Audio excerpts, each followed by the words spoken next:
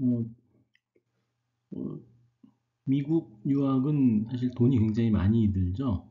하지만 이제 돈을 아낄 수 있는 굉장히 많은 방법들이 있는데, 그것도 영주권자나 시민권자의 경우에 해당되는 경우가 많고, 이런 한국 유학생들, 유학 비자를 받아서 유학 가는 사람들에게는 적용되지 않는 게 많습니다. 그래서 꽤 우수한 텍사스 주립대학에서 외국인 학생, 유학 비자를 받아서 들어오는 외국인 학생에 대해서도 굉장히 많은 혜택을 주는 경우가 있어서 이것을 소개해 드리려고 합니다.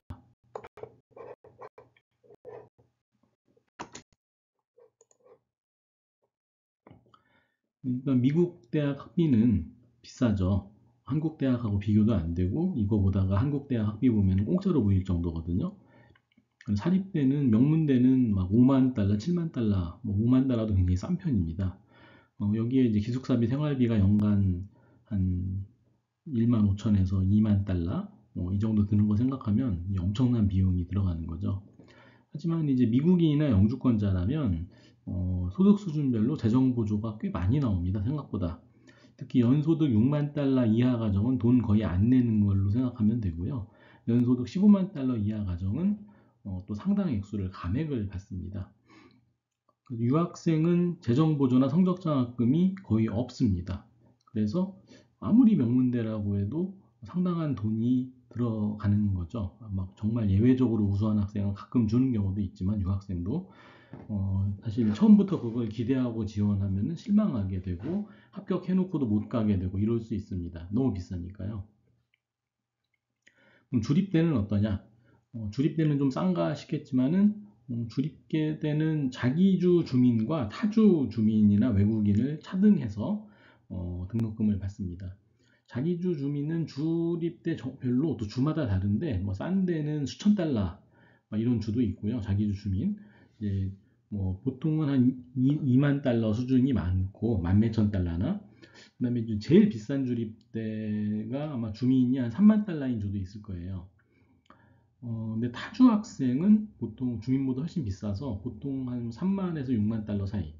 주립대도 6만 달러. 이게 비싼 데가 이제 미시간 대학 같은 곳인데요. 주민 아닌 경우에는 6만 달러까지 받습니다. 근데 이제 미국인의 영주권자라면은 타주 학생이라도 또 여러 장학금이 또 있어서 또 막 잘 찾아보면은 주민 수준까지는 아니더라도 꽤 돈을 아끼면서 다니는 방법들이 있습니다. 근데 조립 때는 유학생에 대해서는 굉장히 인색합니다. 음, 그래서 조립 때도 만만치 않다. 조립 때도 만만치가 않다. 근데 이제 텍사스 주에는 교육법 54.213이라는 이런 법이 있다고 해요.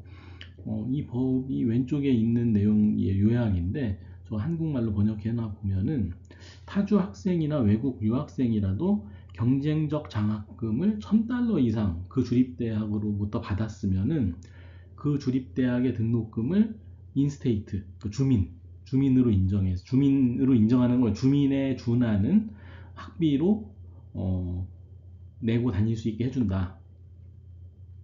그래서 경쟁적 장학금의 정의는 각 대학이 알아서 정해라.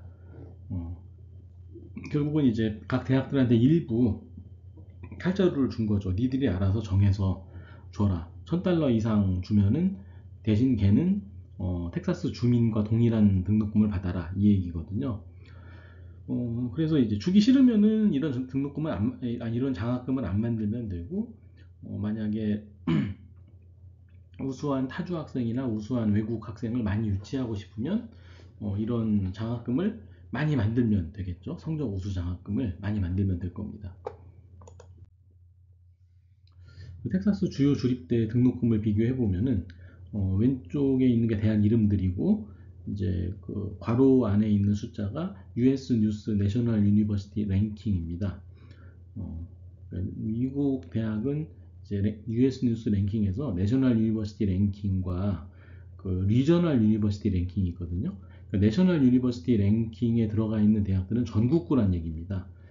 만약에 리저널에 들어가 있으면 여기선 빠져 있고 이제 그 지역에서나 이제 주로 지역이라는 건 이제 몇 개 지구로 나눠 놓은 건데 미국을 그 지역에서 통하는 대학이지 전국구는 아니다. 뭐 이 기준이 있나 봐요, 나누는.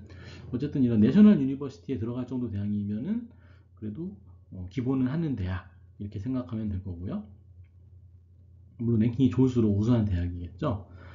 그래서 UT 오스틴이 32, 텍사스 A&M이 51위, UT 달라스가 109위, 유니버시티 오브 휴스턴 144위, 텍사스 테크 214위. 이 정도가 US 뉴스에 있는 텍사스 주립대들입니다.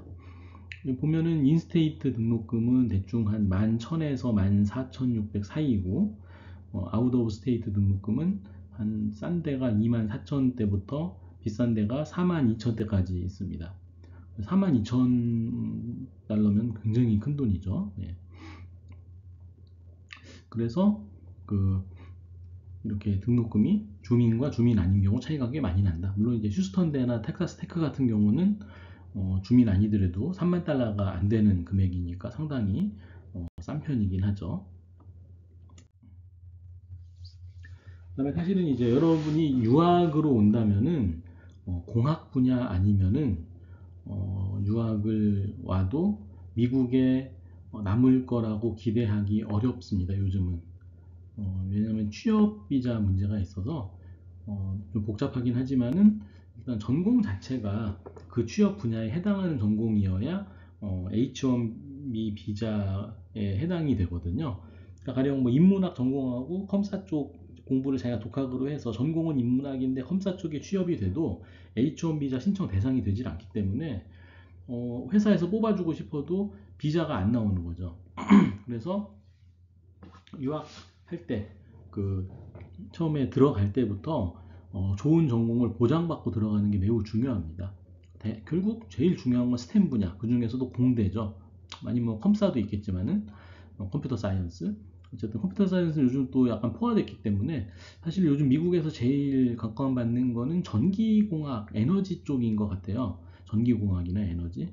전기공학, 저는 개인적으로 되게 유망하다고 보는데요. AI에 워낙 전기를 많이 쓰니까. 그래서 공학 분야 랭킹을 보면은 UT 오스틴이 학부가 10위, 대학원이 7위, 텍사스 A&M이 학부 16위, 대학원 15위, 휴스턴이 학부 79위, 대학원 72위, UT 달라스 학부 79위, 대학원 85위, 텍사스 테크가 학부 90위, 대학원 117위. 이런 정도입니다. 보면은 아까 랭킹이 텍사스 A&M이 50위 이렇게 나왔었긴 한데 공학 랭킹으로 가면은 상당히 위로 올라가서 20위 이내로 들어가 있죠. 20위 이내면 굉장히 좋은 거거든요. 텍사스 A&M의 공학 프로그램이 굉장히 우수한 겁니다. 졸업하고 전망도 매우 좋은 거죠. 그럼 텍사스 조립대는 유학생에게 장학금을 많이 주긴 하느냐? 솔직히 UT 오스틴은 거의 안 준다고 하더라고요. 찾아봐도 많지 않고.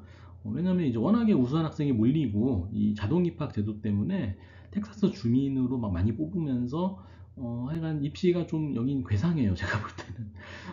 그리고 어차피 외국인이나 타주 학생은 아주 너무 조금 뽑기 때문에 진짜 우수한 사람 아니면 합격을 못 해요.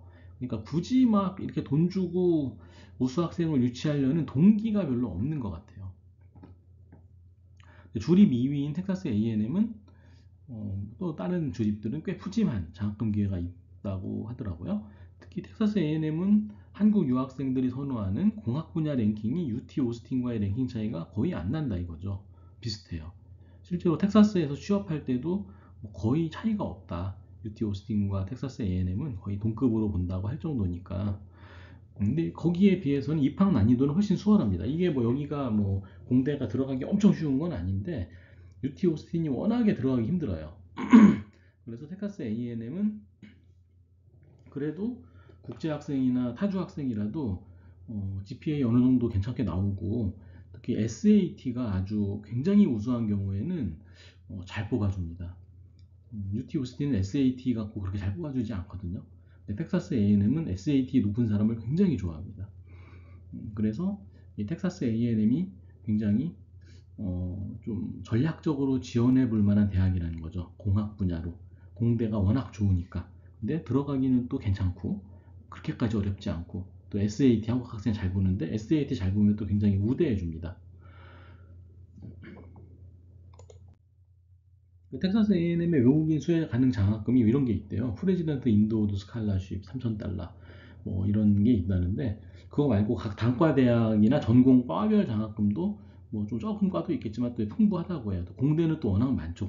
공대 장학금이 엄청 많아요. 또 입학 후에 신청하는 장학금들도 있다고 그래요. 그래서 여기 나온 장학금들은 지원할 때부터 신청을 해야 받는 장학금이 많으니까 지원할 때부터 잘 알아보고 신청을 해놔야 된다는 거죠. 나 이거 신청해서 이 장학금 받을 수 있나 봐줘라고. 그래서 일단 $1,000 이상 받으면은 그해 등록금은 주민 학비로 싸게, 원래 타주나 외국인이 내는 학비의 한 3분의 1도 안 되는 그런 학비를 내고 다니는 거죠. 아주 꿀이죠. 네. 그래서 우수한 한국 유학생이 미국은 오고 싶은데, 돈이 너무 비싸다. 그럴 때 좀 해볼 만한 전략이, 일단 학부는 일단 들어가기도 비교적 쉽고 주민등록금 적용도 가능하며 공학 분야 랭킹도 최상위권인 텍사스 A&M 공대로 진학해서 좋은 성적 받아 졸업을 하는 거죠. 대학원도 같은 대학에서 해도 물론 훌륭하죠. 텍사스 A&M 대학원도 굉장히 좋거든요. 예, 공대.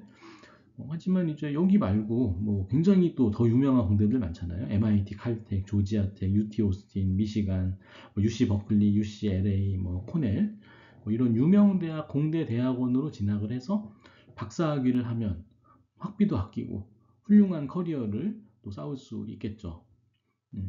또 더군다나 박사 과정은 이런 유명한 대학들도 등록금 전액 지원에 생활비 지원까지 해주는 옵션이 꽤 흔합니다. 어, 그러니까 뭐 아주 넉넉하진 않아도 돈 받으면서 생활비 다 이렇게 지원 받으면서 박사 학위를 할 수 있는 거죠. 한 7, 8년 걸리겠지만. 하지만 이제 조심할 거는 장학금이나 입시는 매년 바뀔 수 있기 때문에 좀 잘 알아보고 지원을 하라는 겁니다. 네, 이상입니다.